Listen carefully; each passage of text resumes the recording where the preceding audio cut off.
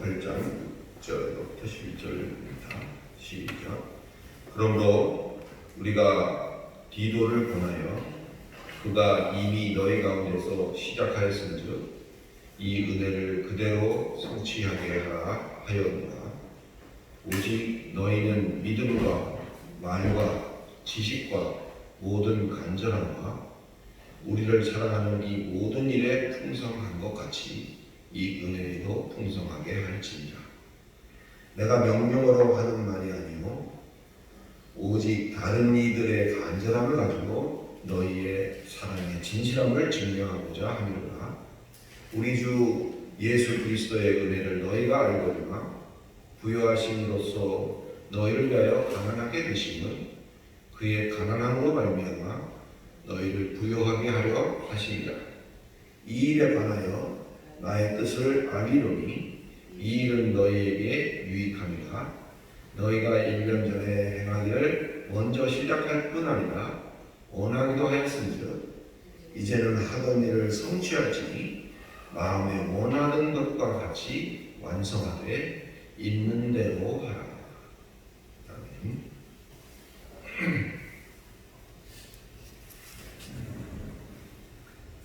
지난 시간에 8장에 이제 들어갔죠. 그래서 8장은 둘로 나눌 수 있다. 그래서 15절까지의 한 단락으로 보고 또 그 16절부터 그 이하를 또 한 단락으로 이렇게 크게 둘로 나눌 수 있다. 그래서 15절까지 첫 단락도 이제 셋으로 또 토막을 낼 수가 있는데 그 중에서 우리가 첫 단락을 다루면서 연보라는 게 뭐냐 이런 것들을 우리가 생각해 보았었습니다. 그 연보라는 것이 생각보다 어때요? 그 단순하지 않고 다양하고 복잡한 그런 측면이 있었던 것을 우리가 이미 봤습니다. 연보라고 하는 그 내서 돕는다 그런 의미였죠. 그 말의 뜻이 내서 뭔가를 내서 돕는다. 그 내서 돕는다는 것이 돈만은 아니고 또한 그 내서 돕는다는 거기서 무엇을 내든 간에 먼저 전제되어야 될 것이 먼저 자신의 헌신이 있어야 한다. 내가 하나님께 드려지고 그 이후에 내는 것이 되어야 되는 것이고 그래야만 비로소 어떤 믿음의 동병상련의 입장이 되어져서 서로 믿는 이들 간에 아낌없이 도울 수가 있다. 또 그렇게 하나님이 주신 그들에게 주신 은혜는 돈만이 아니라 마음이고 그 마음은 사랑이다. 그런 이야기도 우리가 했던 기억이 납니다. 그렇게 될 때 그것이 비로소 균형 잡힌 의미에서의 상대 입장을 헤아릴 줄 아는 은혜, 호의, 선한 행복 뭐 이렇게 여기가 이해할 수 있다는 사실을 생각했습니다. 오늘은 그 첫 단락에 이어서 이제 첫 단락 속에 두 채 토막이 됩니다. 1절로 11절 읽었습니다만 1절로 5절까지는 주로 마케도니아 교인들이 어떻게 했었는가 하는 그 선례, 먼저 있었던 선례를 설명을 했던 겁니다. 바울이. 그래서 마케도니아 교인들의 그 상황, 굉장히 어려운 가운데서도, 찢어지는 어려움 가운데서도 그 나눔에 동참했던 그들의 은혜의 행복을 좋은 선례로 얘기를 했고 이제 이어서 고린도인들의 그 돕는 행위에 대한 바울의 생각은 어떤 나누는가. 이것이 오늘 11절까지의 내용이 되겠습니다. 앞에 얘기했던 마게도니아 교인들의 설례와 오늘 말하려고 하는 고린도 교인들이 이제 그러한 행위, 그 은혜에 대한 실천의 행위를 하려고 할 때 거기에 대한 바울의 견해, 이 두 가지가 이렇게 연결되는 데에는 공통적으로 흐르는 하나의 테마가 있습니다. 그 공통적으로 흐르는 키는 앞선 5절까지에 2번 나오는 것이고 오늘 본문 속에도 2번 나오고 있는데 총 4번이 나오고 있는 은혜라는 말입니다. 단지 마게도니아에서의 그 은혜, 그것을 지금 고린도에서의 그 은혜의 실천, 이것으로 확산해 나가는 그런 과정에서의 바울의 염려요, 바울의 의견이요, 바울의 권면인 것을 우리가 먼저 기억하시기 바랍니다. 오늘 본문에서 바울은 고린도 교인들이 그 은혜를 실천하는 데 있어서 두 가지를 말하고 있는데, 그 하나는 고린도 교인들 너희들 나름대로 가지고 있는 그 특성을 활용해서 그와 같은 은혜의 실천을 감당하라라는 이야기고, 또 다른 하나는 그러한 실천의 최고 모범으로서 이미 너희도 다 알고 있는 누구? 그리스도 예수를 본받아라 라는 말을 바울은 하고 있는 것입니다.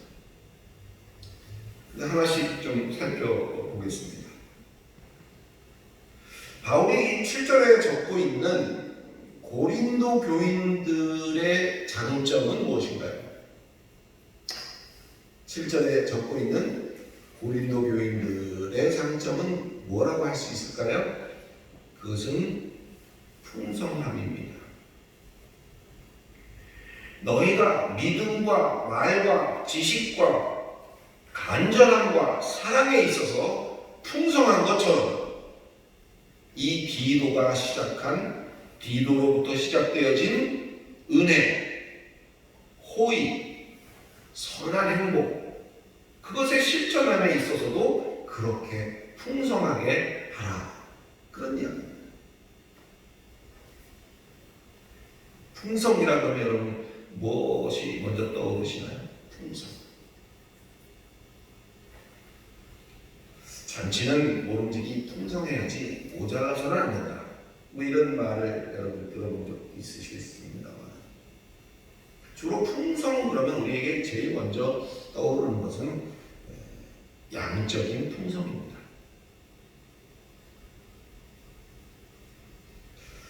지금 바울이 고린도인들에게 마게도니아 교인들이 했던 것과 같은 그러한 이제 은혜를 실천하는 과정에서 고린도 교인들에게 너희들이 가지고 있는 특성인 그 풍성함으로 이것을 하라라는 말의 의미가 과연 무엇일까? 풍성이라는 것은 주로 양적인 풍성을 말한다고 한다면 그거 이렇게 복잡하게 얘기할 게 아니라 그냥 너희 형편이 마게도니아보다 훨씬 나으니까 너희는 그들보다 많이 해라 라고 하면 간단할 것을 바울은 왜 이렇게 어렵게 이 말을 하고 있는 것일까? 이 풍성하다라고 하는 단어는 페리슈오라는 말을 썼습니다. 페리슈오라고 할 때 그 앞에 페리라는 말은 주변을 이렇게 둘러싸고 있는 이렇게 두루두루 그런 느낌을 가질 수가 있어요. 주변, 전반적으로, 전방위적으로. 그래서 페리시오라는 말의 그 의미는 전반적으로 뛰어난 능력, 영어로 말하면 excellent 엑설런트죠. 최고라는 의미입니다. 탁월하다는 뜻이에요. 페리시오라는 의미는 탁월하다는 말을 하는 것입니다. 이걸 풍성이라고 물론 번역할 수도 있다고 생각을 하지만 조금 전체적이지 못한 것 같아요. 바울이 여기 쓴 이 페리시오라는 단어는 탁월함을 말하는 겁니다. 지금 앞에 우리 7절 속에 나타나 있는 여러 가지 고린도 교인들의 장점들을 바울이 나열했죠. 믿음에서도 또 여러 가지 얘기를 하고 있습니다만 그 중에서 한번 생각해 보세요. 하나하나 좀 7절 한번 여러분들 보시겠어요? 7절을 보면 어떤 것 하나 숫자화해서 계측할 수 있는 게 없어요. 믿음을 숫자로 표현할 수 있나요? 또 말이라는 것도 뭐 얼마만큼 숫자로 잘한다 이렇게 말할 수 없고, 지식도 그렇고 간절함이라는 것도 그렇고 사랑이라는 것도 더더욱 뭐 계수할 수 없는 그런 것들이잖아요. 자세히 보면 어쩌면 이것이 이 나열된 좋은 점들은 바울을 통해서 저들에게 전파되어지고 바울을 통해서 저들 안에 존재하게 된 것이고, 그 후에 이제 그것들이 이렇게 배양되어져서 갖게 된, 취득하게 된 그런 능력이다 이렇게 볼 수도 있을 것 같아요. 바울은 그러한 저들의 가지고 있는 뛰어난 기질들을 그렇게 이제 그들이 은혜요, 호의요, 선한 행보요, 사랑의 실천을 함에 있어서도 그러한 탁월함을 발휘할 것을 주문하고 있다. 이렇게 우리가 이해를 할 수 있습니다. 따라서 우리가 이 페리시오라는 말을 우리가 읽고 있는 그 본문처럼 무조건 양적인 풍성만을 말한다라고 받아들여서는 안 되는 가장 큰 이유입니다. 바울이 그냥 뭐 많이 내라 라고만 말하고 있는 게 아니라는 얘기를 지금 하고 있죠. 그리고 나서 이제 바울은 전단락에서 이미 말했던 마게도니아의 케이스죠.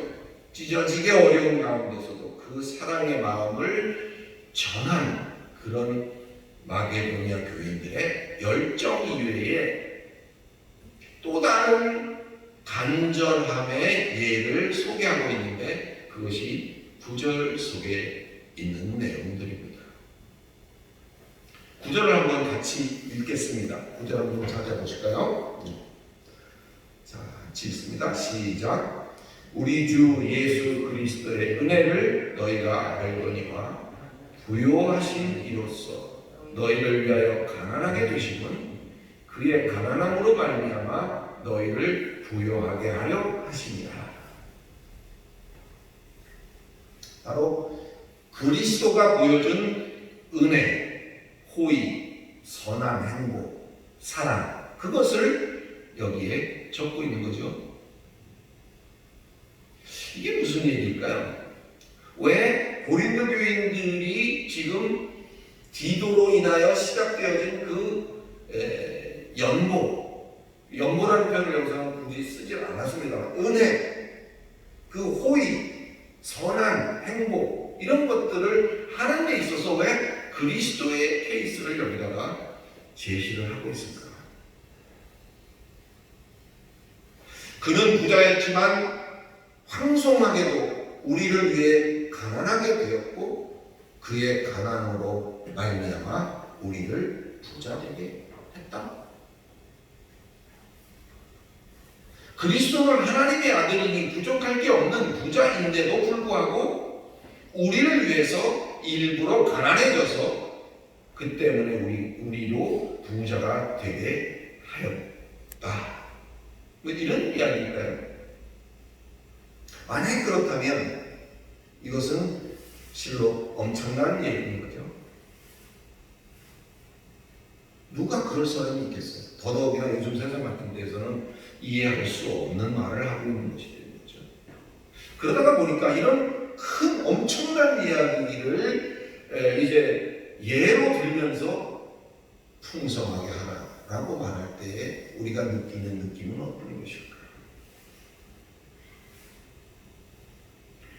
이런 큰 사건을 통해서 이제 그러한 엄청난 이야기를 여기에 하고 있다는 것은 이것으로 인해서 뭐가 됐든지 그걸 누리고 있는 우리 입장에서는 이게 마치 아킬레스건 같은 큰 약점이 되어가지고 누가 우리에게 믿는 사람 누구든지 간에 붙잡고 예수 그리스도가 이만저만해서 너를 대신하여 죽었고 이만저만해서 그 때문에 너는 의롭다 여김을 받고 하나님의 자녀가 된 것이다 라고 말할 때 이런 내용들을 들이대면서 우리에게 뭔가를 요구한다면 아마도 우리는 맥을 못 추고 싫다는 말을 하기가 사실상 어려운 것이죠. 그렇게 하셨다는데 심지어 목숨까지 내놓아 가면서 그렇게 하셨다는데 그것을 부인한다는 것은 우리의 신앙 자체를 송두리째 부인하는 것이 되고 말일까? 사실 할 말이 없는 거죠. 너희가 그리스도 예수 덕분에 지금처럼 이렇게 된 거 아니냐? 예루살렘 교인들은 지금 어려움 속에 있기 때문에 그들을 위해서 쓸 거니까 어떻게 해야 되겠니? 풍성하게 해. 과연 액면 그대로 이것이 전부일 것인가? 사랑하는 성도 여러분, 우리는 빚쟁이가 아니라는 사실. 더 이상 이런 마음의 빚을 갚기 위한 그런 자세로 하는 신앙생활은 하지 마시기 바랍니다. 사랑의 빚 이런 말로 상당히 조심스럽게 해야 될 것입니다. 하나님은 베풀어 주신 그것으로 우리를 딱 틀어잡고 이렇게 저렇게 조종하시려는 분이 아니라는 사실입니다. 거기에 우리가 알량한 뭔가의 어떤 겸손한 모습으로 정말 청량을 못할 그 큰 참사랑을 더 이상 훼손하지 않기를 그리스도 예수 이름으로 축원합니다. 어떤 부모가 나중을 생각하고 진자리 마른 자리 갈아 뉘었던 그런 사람이 있겠느냐? 그것을 우리는 생각해야지. 우리의 알량이 내놓는 그것으로 그 큰 사랑 앞에 아무도 당당할 자는 없다는 사실을 이 시간 우리는 깨달아야 할 것입니다. 연보란 아버지의 이름으로 형제를 보살피는 숭고한 사랑의 표현이지 더 이상의 책임을 면하기 위한 최소한의 장치, 최소한의 조치 그것이 아니라는 사실을 잊지 마시기를 그리스도 예수 이름으로 축원합니다. 9절이 그렇게 그 빚을 갚으라는 말이 되지 않게 하려고 8절은 지난주에 소개한 찢어지는 어려움 가운데서도 그 사랑의 마음을 전달했던 마게도니아 교인들의 열정, 간절함 그 외에 또 다른 간절함의 예로서 오늘 그리스도의 예를 들고 있다는 사실입니다. 그 그리스도의 예를 통해서 너희 고린도 교인들의 이제 행하려고 하는 그 은혜와 호의와 선한 행보와 사랑의 실천에는 거기에 정통성과 적합성을 증명하여 부여하겠다라는 말을 하고 있는 것입니다. 오늘 본문 속에서도 7절과 8절에 나오는 단어 중에 간절함이라는 것이 우리 성경에 있습니다. 그렇죠? 7절과 8절 사이에 나오는 간절함이 두 번 나옵니다. 이 간절함이라는 것에 대해서는 우리가 7장을 다룰 때 사실은 한번 나왔던 거예요. 그래서 설명을 한 바가 있지만 당연히 잊어버렸을 것이다 이렇게 생각을 하고 한 번 더 설명을 해보도록 하겠습니다. 이 간절함이라는 말은요, 열정 이렇게 표현할 수도 있고 열심 그렇게 표현할 수 있습니다. 이 헬라의 원래 단어는요, 스푸데입니다. 스푸데 기억나실지 모르겠습니다. 이 스푸데라는 말은 조금 이거하고 비슷한 영어가 있죠. 스푸데, 스푸드, 스푸디, 스피드. 그래서 이 스푸데라는 말은 영어의 스피드라는 그 빠르다, 속도라는 어떤 그런 스피드라는 단어의 할아버지쯤 됩니다. 이 스푸데라는 말은 단순하게 그저 어떤 열심과 열정과 간절함이라고 보기보다는 이 스피드하고 딱 연관을 지어서 이 말의 의미는 뭔가 빨리 좀 되었으면 하는 그런 그 안타까운 마음, 이것이 스푸데의 의미입니다. 그냥 열정, 그냥 간절함도 이 속에 포함이 될 수 있습니다만 근본적인 색깔은 뭔가 좀 빨리 되어졌으면 좋겠는 어떤 그런 촉박한 마음, 그것이 스푸데라는 의미입니다. 오늘 이 스푸데의 의미만이라도 좀 정확하게 우리가 좀 인식이 되었으면 합니다. 굉장히 중요한 의미가 있거든요. 조금 더 예를 들어서 이 스푸데 얘기를 좀 해볼까요?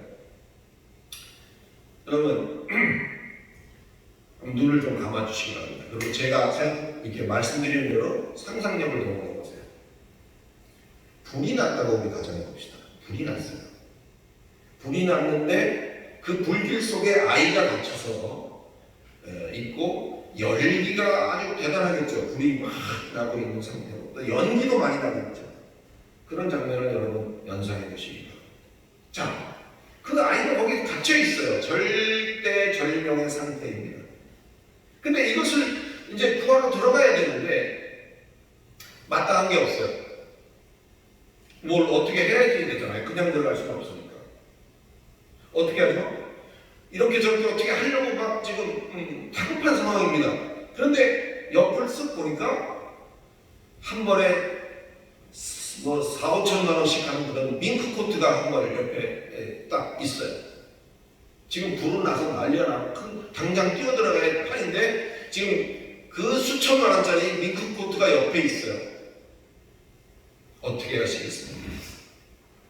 그 밍크 코트건 뭐 무슨 코트건 간에 거기다가 물을 쏟아 붓고 그 옷을 들쳐 입고 이제 불길로 뛰어들겠죠.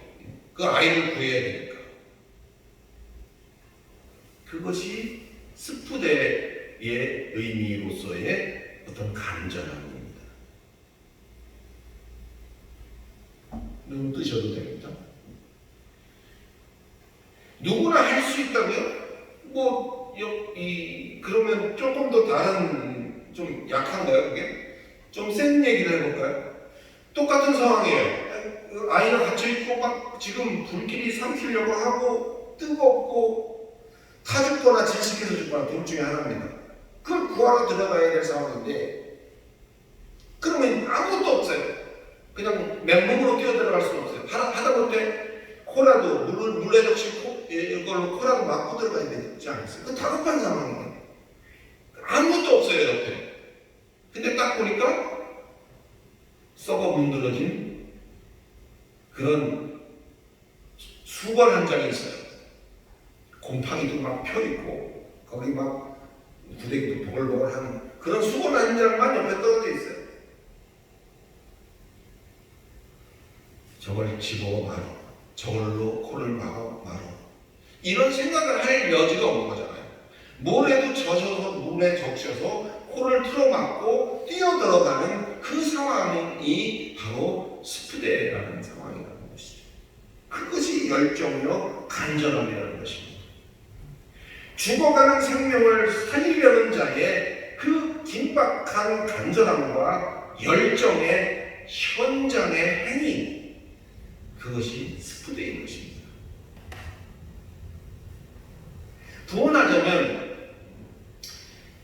연보를 하자고 이야기를 들었어요. 연보를 해야 된대요. 연보를 합시다. 우리가 이만저만 하니까 연보를 해야 됩니다. 그럴 때 연보 무엇을 그럼 내야 되냐? 얼마나 내야 될 것이냐? 내긴 내는데 어떻게 내야 될 것이냐? 먼저 내야 될 것이냐? 남들 내는 걸 보면서 천천히 거기에 보조를 맞춰서 내야 될 것이냐? 뭐 이렇게 저렇게 생각할 겨를이 없이 긴박하게 당장 손에 잡히는 그것으로 행동에 옮기는 그것을 의미하는 것입니다. 나중에 좀 좋은 걸로 내가 준비해서 이번에 개 타는 거 있으니까 그거 나오면 그 중에서 얼마 이렇게 해서 이제 해야 되겠다, 이런 것이라든지, 또는 아까 그거는 이걸로 하는 게 좋겠다라고 하는 그런 행동, 그런 것들이 다 소용이 없는 상황을 말하는 것입니다. 야 꼬마야, 너 거기 조금만 기다려라. 내가 지금 얼른 뛰어가서, 나 지금 집에 방화복이 있거든. 그 방화복 가져와서 입고 내가 들어가서 너 꺼내줄게. 이게 아니라는 거죠.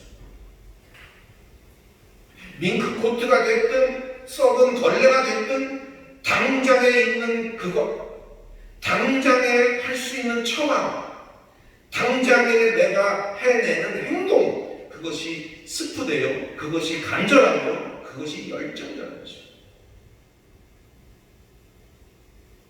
그러니까 이 스프되라는 열정과 간절함이라는 것은 늘 준비하고 있는 그런 마음가짐과 밀접한 연관성을 배제할 수가 없는 것입니다. 그러니 고린도 교인들은 믿음도 탁월하고 언변도 좋고 지식이나 준비성 면에서도 또한 사랑의 면에서도 탁월함을 갖추고 있는, 사실 굉장히 좋은 아주 특화된 그들만의 강점을 갖고 있는 것이죠.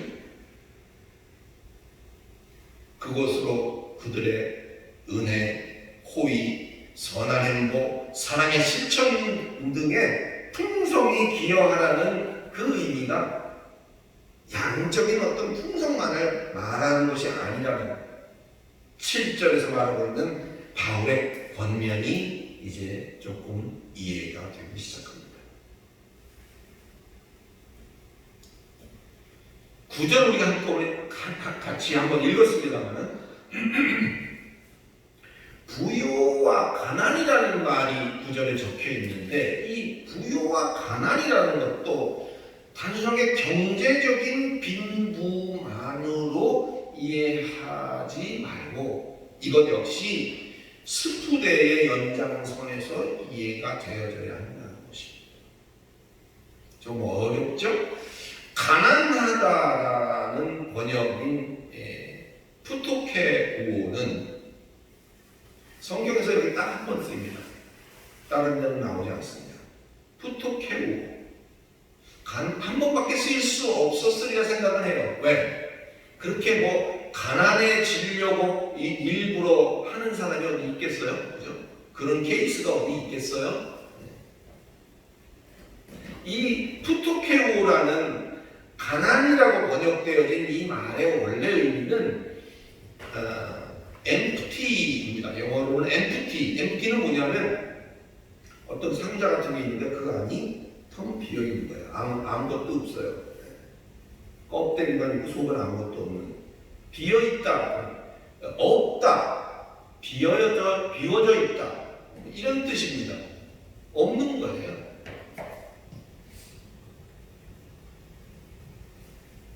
공구통이 있다면 공구통에 아무것도 없는 거예요. 그게 푸토케오입니다. 아무것도 없어요. 반대로 부유하다라고 번역한 단어는 프루시오스라고 하는데 이 말도 그냥 단순하게 뭐 복잡한 의미는 없습니다. 영어로 말하면 머치라는 것이 많다잖아요. 머치네스. 그래서 많다, 뭐 가득하다, 뭐 그런 의미를 갖고 있는 단어가 프루시오스입니다. 공구통 얘기를 했으니까 이번 경우는 어때요? 공구통에 공구들이 가득한 겁니다. 가득한 것이 프루시오스입니다. 자, 그러면 여러분 성경 오늘 본 구절을 한번 다시 찾아봐 주세요. 그러면 여기에 우리가 단어를 한번 대입해서 한번 볼까요? 가득하다, 부유하다는 말은 가득하다라고 하고, 가난하다는 말은 뭐 없다 정도에 대해서 한번 천천히 한번 같이 읽어보겠습니다. 대입하면 이렇게 되겠죠. 9절입니다. 우리 주 예수 그리스도의 은혜를 너희가 알거니와 가득한 자로서 너희를 위하여 얻게 되시니 그의 없음으로 말미암아 너희를 가득하게 하려 하십니다. 그렇죠? 가득하다, 많다는 것은 고를 게 있다는 거예요. 고를 게 있다는 거예요. 반대로 없다, 비었다 하는 말은 뭐죠? 고를 게 없다는 거잖아요. 선택할 게 없는 거예요. 많은 상태에서는 뭘 고를까? 벤츠가 좋겠나? 뭐가 좋겠나? 고민할 게 많지만 없는 상태라면 고민할 거리조차 없다는 이치와 같은 거예요. 게다가 여기에 응급성, 아까 얘기했던 그런 긴박함이 부여된다면 이것저것 재보고 거기에 대처할 방도가 그득해요. 어떤 상황에 대처할 방안이 수두룩해요. 너무 많아요. 가득해요. 그것보다는 아무것도 없네. 고를 게 없어. 방도가 없어. 고를 게 없을 때는 어떻게 해요? 생각할 시간조차 필요가 없는 거니까 응급성에 따지면 가장 효과적인 게 아무것도 없는 거죠. 우리를 위하여 그리스도가 죽어야 된다는 옵션이 있을 때 그 공구통을 열어서 하나님의 아들인 경우에는 그 공구통에 얼마나 많은 대비책과 방비책이 있겠습니까? 이렇게 해도 되고 저렇게 해도 되고 이게 좋을까? 저게 좋을까? 그러나 없이 된다는 말은 비워졌다는 말은 뭐예요? 방도가 없네. 하나도. 선택할 게 없네. 고민할 게 없네. 뭘로? 목숨으로 그냥 고민할 게 없는 상황. 저는 이렇게 이것이 느껴졌고 그것이 저에게 굉장히 은혜로 다가왔습니다. 그리스도의 대속의 과정에서도 이런 지체 없이 치러진 은혜의 산물로 말미암아 저와 여러분도 같은 처지에 있는 많은 이들에게 줄 게 생긴 거죠. 우리의 공구통에는 많은 것들이 있습니다. 그걸 가지고 이제 큰 자가 되도록 하기 위해서 그분은 선택할 게 없었다는 것이. 우리도 이와 같은 처지의 많은 이들에게 이제 줄 게 많은 자가 되게 하셨다는 고백이 날마다 일어날 수 있기를 소원합니다. 말씀을 정리해서 마치려고 합니다. 당장의 오병이어가 나중에 5,000병, 5,000어보다 훨씬 더 요긴한 것처럼 우리의 구원사역도 또 우리의 복음에 대한 열정도 이런 긴박감을 잃지 말고 수행되어져야 한다는 사실을 우리가 잘 깨달았습니다.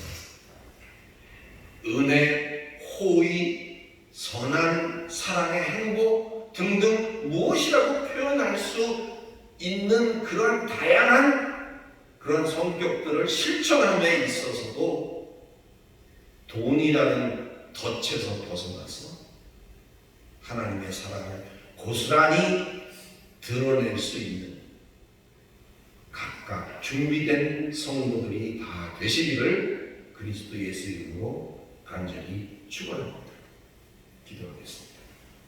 거룩하신 하나님, 은혜를 감사합니다.